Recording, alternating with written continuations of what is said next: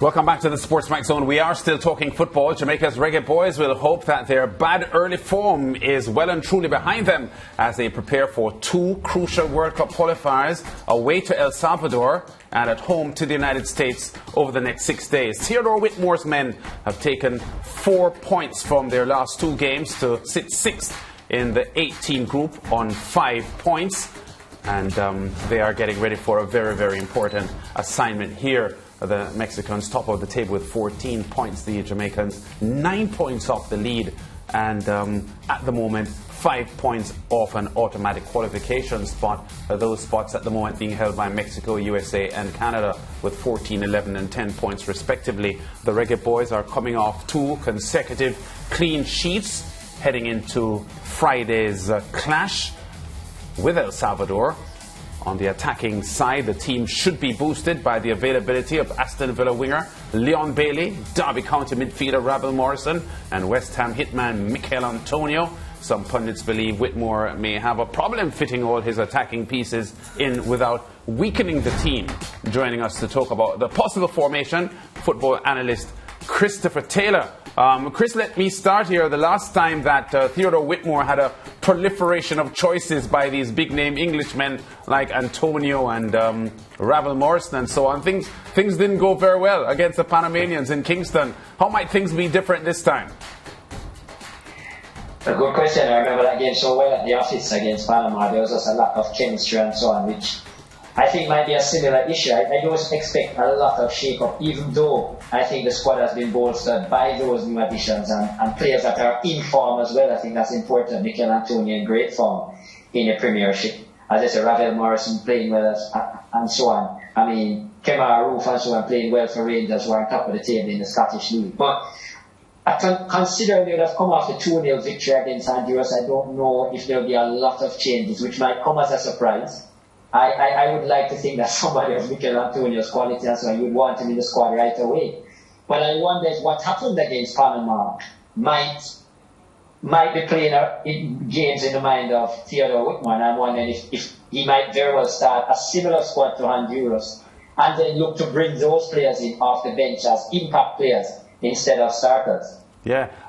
Leon Bailey will be back in the setup, a player that all eyes will be on in Friday's match against El Salvador if he gets the start from Whitmore. Gave Whitmore the thumbs up this week, saying that Whitmore is a great coach and, dismissing calls for Whitmore's sacking. Your thoughts on his comments? It's always good to have the coach on your side, especially if you're looking game time. So I thought that good move, even if it was political from Leon Bailey. But obviously there's good things that he has seen from Theodore Whitmore in terms of maybe stuff that has been instilled in him or said to him. I wouldn't say that Leon has been in the greatest of form, but what more better time than performing for your national team? 2 important games coming up. And as I said, Leon brings that kind of impact play to the Reggae Boyz squad, which I thought in previous squad lists they were lacking a lot of those kind of players. I think this is a much improved squad that is named here by Theodore Whitmore. I think it's good. Also, I see some names like Lamar Walker and so on, which have been included. I think those things will add some creativity, and that's one of the things that I thought was lacking in a lot of the Reggae Boyz play, even in the 2-0 victory. That they were just lacking quite a bit of creativity within the middle, and I think some of these additions that he has made will bring some of that to the Reggae Boyz squad, which I think will bolster their chances, especially against an El Salvador team where they have had favourable results over the years. Right, and Chris, as you talk about that, El Salvador in their last 2 matches, they lost, of course, against Costa Rica and Mexico. They were reduced to 10 men. And I said to myself, the only way that they can secure a win is if they play discipline. Do you get the sense that the Reggae Boyz, it will be an easy task to overcome this El Salvador team?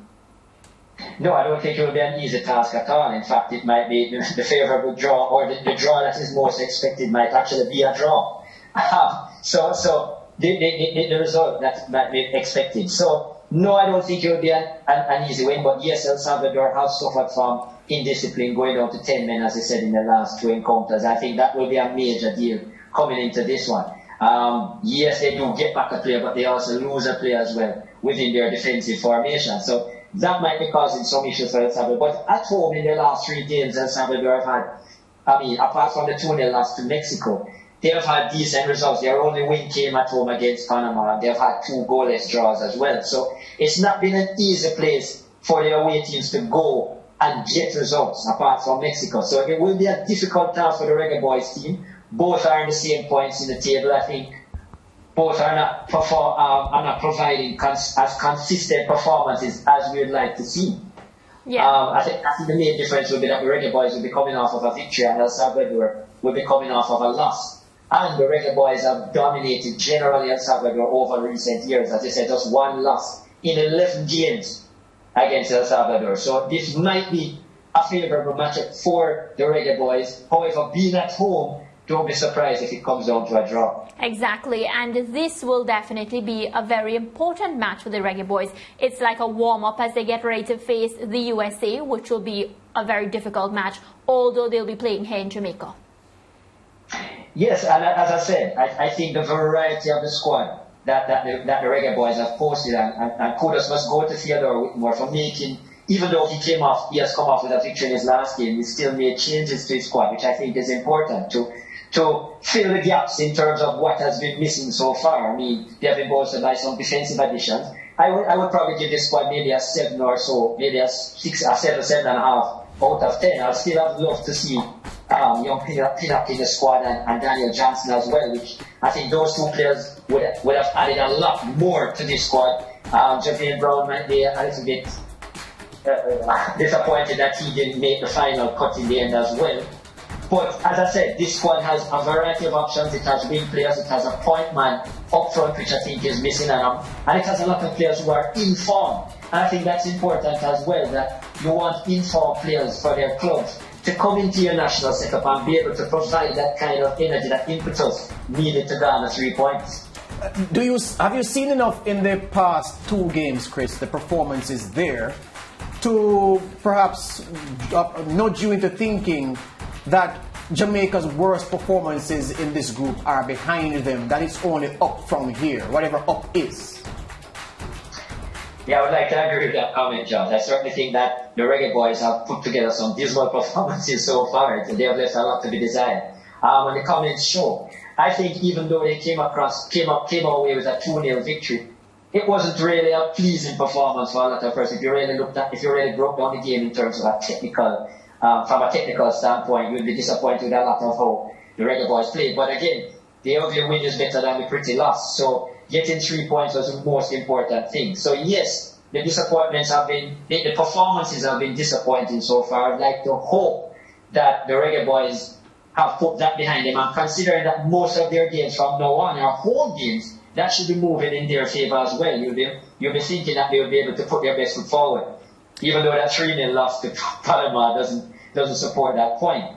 But yes, and I certainly think that the addition of these players, and the more that they play in the Reggae Boys squad, is the better the chemistry will become. So it's good to see that they're making themselves available, and you only hope that the form that they have in their clubs in England and the USA for the most part, that they are able to bring it on the field in the black, green and gold. Yeah, I just saw what appeared to be, I don't know if it's a partridge in a pear tree through your window over your right shoulder, Chris, but I just saw a bird fly there. let me ask you this. What do you make, what has been your assessment of the contribution of, well, before I even say that, there are several players, I believe, in the Reggae Boys squad who, fairly or unfairly, there can be criticism of their individual contributions over the course of the campaign thus far.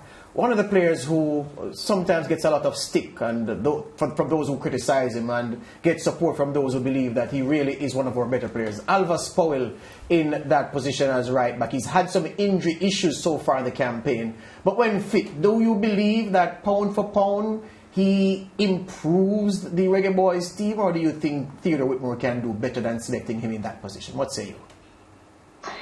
I actually like Alvas Powell in that position. Yes, I definitely think that he's not been fully fit, and I still don't think he's fully fit. So I'm a bit concerned about Alvas Powell being in the squad, because once he's in there, chances are he's going to play, because he is a favourite of Theodore Whitmore. I do think he has a lot of quality to him, Alvas Powell. I love his energy and I love his commitment as well. As I said, the injuries, and when you're coming back from injury, into a match. It's very difficult, especially when you're not getting a lot of games injury free. So to build back your confidence and so on. I think he has suffered from that. I see every 2 games Alvarez Paul is down again with some form of niggle, and that is something that has really hampered him. But I like Alvarez Paul in the team when fully fit. When I look at the options around, I actually think that Alvarez Paul probably brings more diversity to the Jamaican defence line when he's there. And in terms of even getting forward and the deliveries into the box, I actually think he's improved that area of his game, and that's a needed thing, especially when you have a point man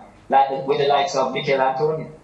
Excellent. Chris, that's all the time we have. I want to thank you for speaking with us today. Please don't wear that shirt next time, and don't let anything happen to that partridge in the pear tree over your right shoulder through the window. All right? Thank you very much. Always a pleasure. Chris Theodore, a Liverpool fan, and yeah, he deserves to wear the shirt. They are one of the best teams in the world right now. Break time, back with more.